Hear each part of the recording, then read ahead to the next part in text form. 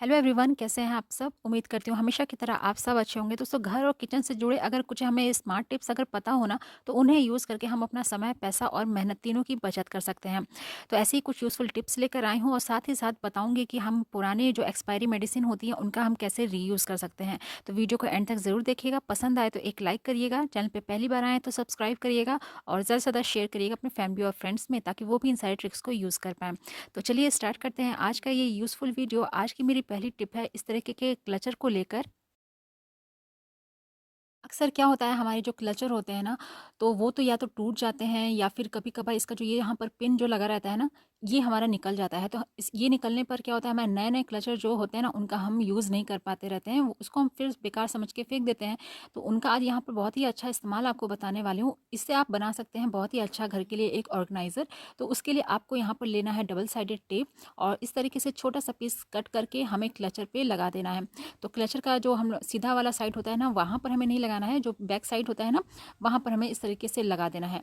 उसके बाद इसको हम कहीं पर भी दीवार पर या फिर जो आपका वार्डरोब होता है ना, उसमें कहीं पर भी इसको स्टिक कर सकते हैं। उसके बाद ये हमारा बहुत ही अच्छा एक ऑर्गेनाइज़र बन जाता है, जो छोटी-छोटी चीज़ों को हम जिसमें हैंग कर सकते हैं, जैसे नेल कटर हो गया या फिर आपके जो कान के बालियाँ होती हैं, उनको हम हैंग कर सकते हैं। तो ये देखने में भी काफ़ी ज़्यादा सुंदर लगता है और साथ ही साथ जो दूसरा वाला पार्ट होता है, उसको भी हम इसी तरीके से स्टिक करके बहुत ही अच्छा सा ऑर्गेनाइज़र एक बना सकते हैं। तो ऐसे ही कबाड़ वाला सामान सब होता है ना, तो उनको हम यूज़ करके बहुत ही अच्छे-अच्छे चीज़ें बना सकते हैं। तो उम्मीद करती हूँ ये वाला ट्रिक आपको ज़रूर काम आएगा। तो देखते हैं अगली ट्रिक कौन-सी है। यहाँ पर इस तरीके से मैं लहसुन छील रही हूँ। आप देख सकते हैं बहुत ज़्यादा टाइम लग जाता है, क्योंकि किचन के जो ये काम होते हैं ना छोटे-मोटे, जैसे लहसुन छीलना, ये हमारे डेली के काम होते हैं और इसमें बहुत ज़्यादा हमारा जो समय भी लग जाता है और साथ ही साथ जब हम इसको छीलते हैं ना, तो आप देखते होंगे हमारे जो नेल्स होते हैं ना, उसमें बहुत ज़्यादा दर्द होने लगता है, जैसे लगता है हमने मिर्ची काट ली हो। तो इसको छुड़ाने के लिए एक बहुत ही सिंपल सी छोटी-सी ट्रिक है। आपको जितने भी लहसुन, जैसे 2-3 दिन के लिए अगर आपको एक साथ छुड़ाना है, तो आप इस तरीके से उसकी कलियाँ निकाल लें। उसके बाद गैस पर तवा रखें और तवा पर इस तरीके से लहसुन रखने के बाद इसको सूखा ही, इसको तो हल्का देर इस तरीके से रोस्ट कर लें। तो इससे क्या होता है, इसके जो छिलके होते हैं ना, वो खुद ब खुद इस लहसुन की कलियों को छोड़ देते हैं। बहुत ही आसानी से ये जो इसका जो छिलका है ना, वो निकलने लगता है। तो आप देख सकते हैं यहाँ पर बहुत ही ईज़िली जो लहसुन के छिलके हैं ना, वो रिमूव हो जाते हैं। पूरी-पूरी जो कलियाँ हैं ना, इसकी निकलने लगती हैं। या फिर अगर आप चाहें तो इसको एक कपड़े पे इस तरीके से रख कर और हल्का हाथों से इस तरीके से रब कर दीजिए। तो इससे भी क्या होता है, जितने भी छिलके जो चिपके भी होंगे ना, वो छोड़ देगा कलियों को। तो इस तरीके से बहुत ही आसानी से जो छिलके होते हैं वो निकालने में ईज़ी रहता है। तो इस तरीके से आप ढेर सारी एक ही बार में 2 से 3 दिन के लिए लहसुन को छुड़ा कर रख सकते हैं। तो यहाँ पर बहुत ही आसानी से जो छिलका है इसका रिमूव हो जाता है। तो उम्मीद करती हूँ ये वाला टिप भी आपको ज़रूर काम आएगा। तो चलिए बढ़ते हैं आज की अगली ट्रिक की तरफ। इस तरीके के मॉस्किटो रिपेलेंट कंटेनर्स जो होते हैं, नॉर्मली इसको हम लोग जब फेंक देते हैं, जब ये ख़त्म हो जाता है, तो ये जो खाली कंटेनर्स होते हैं, आज इनका बहुत ही अच्छा यूज़ आपको बताने वाली हूँ, जिसके बाद आप कभी भी इसको फेंकेंगे नहीं। तो यहाँ पर हमें इसका लिड को ओपन कर लेना है और उसके बाद अच्छे से इसको धो लेना है। धोने के बाद आप क्या करना है, एक बाउल लीजिए और उसमें 2-4 इस तरीके से दालचीनी रख दीजिए। उसके बाद आपको इसमें ऐड करना है 2-4 लौंग और कुछ कपूर की गोलियाँ। तो उसके बाद इन सारी चीज़ों का एक हमें यहाँ पर फाइन पाउडर बना लेना है। तो यहाँ पे खल का यूज़ करके इसका एक फाइन पाउडर यहाँ पे बना के तैयार कर लेने के बाद आप इसको एक बाउल में निकाल लें। इसके बाद हमें चाहिए यहाँ पर कोई सा भी एसेंशियल ऑयल। तो यहाँ पे मेरे पास रोज़ वाटर था, तो उसको ऐड कर रही हूँ। ऐड करने के बाद इसको अच्छे से मिक्स कर लेना है और उसके बाद हमें डालना है इस खाली कंटेनर में। इसके बाद आप इसका लिड इसके ऊपर लगा दीजिए और ये हमारे यहाँ पर बन के तैयार हो जाता है होममेड रूम फ्रेशनर, जिसको हम लोग मार्केट से खरीद कर लेकर आते हैं महँगे-महँगे दामों में। उसको हम घर में ही आसानी से कुछ सारी चीज़ों को यूज़ करके हम घर में ही रेडी कर सकते हैं। तो बहुत ही अच्छी सी एक खुशबू आती है। एक बार इसको ज़रूर ट्राई करके देखिएगा। उम्मीद करती हूँ ये वाला टिप आपको ज़रूर काम आएगा।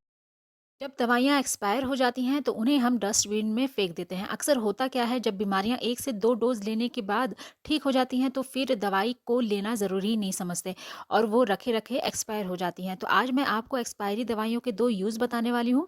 दवाई के साथ-साथ जो हमारा खाली रैपर होता है ना दवाई का, उसका भी हम यहाँ पर यूज़ करेंगे। तो इसके लिए आप एक बर्तन में 1 से डेढ़ गिलास पानी लेना है और उसके अंदर डाल देना है 5 से 6 टैबलेट्स और उसके बाद ये जो खाली रैपर है ना, उन्हें हम रख देते हैं साइड में और इसका भी हम यूज़ करेंगे बाद में। तो चलिए चलते हैं आप गैस की तरफ। अब इस पानी को हमें 5 से 10 मिनट अच्छे से उबाल लेना है।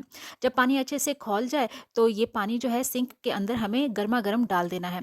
सिंक के पाइप में जो कचरा फँस जाता है ना, की वजह से पानी रुक जाता है, तो ये सब एकदम से अच्छे से क्लीन हो जाएगा। तो चलिए अब देख लेते हैं दवाई के रैपर का यूज़ हम कैसे कर सकते हैं।